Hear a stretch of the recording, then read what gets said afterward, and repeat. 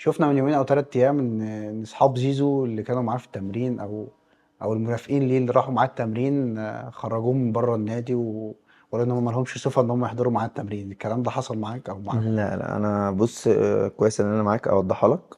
وبص يعني اي حد يطلع يكدبني ولا ما يكدبنيش براحته، يعني اللي يصدق يصدق، ما يصدقش براحته. مم. احنا كنا مع زيزو، مرة رحنا معاه، دايما انا بروح معاه، هو صاحبي. ساعتها كان معانا الكابتن محمود فكري، كنا جايين من الجيم، طالعين على النادي، فروحنا عادي مع بعض والدنيا تمام. رحنا قعدنا في النادي. فهم الطبيعي الناس سمعت اللي زيزو مشاكل ومش مشاكل، فهم الطبيعي الناس، انت عارف دخلت نادي الزمالك في كذا كذا ممر، في اللي هي القعده الاولى والقعده التانيه قدام الملعب. مم. فكان في اعضاء ساعتها، وكان في احنا قاعدين، وكان في ناس تانية قاعده. فالطبيعي الناس عشان اللعيبه بتعدي من الممر ده، محدش يتكلم مع اي لعيب ومحدش يعمل اي مشكله، او يجري على اللعيب يتصور معاه او.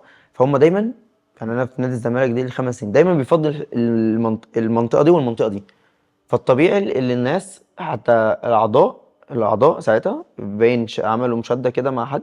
فالاعضاء عشان قال لك احنا ما ينفعش تمشينا من المكان ده، فقال لهم بعد اذنكم عشان بس اللعيبه فيا وخارجه، وما حدش يتعرض لها في حته التصوير، عشان بيجروا على اللعيبه او. فخدونا من هنا الناحيه التانيه، يعني الناحيه اللي قدامها. مم. فهم الناس خدوها بمنطق تاني. وانت عارف بقى يعني الناس بتحب تجامل. مم. طردوك، طردوك يا معرفش يا معتز، طردوك يا صاحب زيزو. فايا كان بقى، احنا قعدنا معززين مكرمين، ونزلت ستوري. الناس يعني ناس كويسه. الناس كويسه جدا. عمره نادي الزمالك يعمل كده ليه؟ يعني ايه الفرق بين الشويه دول والشويه الاخيره؟ لا طبعا الناس على فكره، الناس بتقول كلام. للاسف دلوقتي هو قاعد فاضي ما بيقولش غير كلام، لكن ولا الناس طردونا ولا حاجة. انت كل يوم بتطلع على اخبار اللي في حاجة بتحصل، مم. وهي مش حقيقية. بس عادي يعني، مش مشكلة، خليهم ربنا يكرمهم.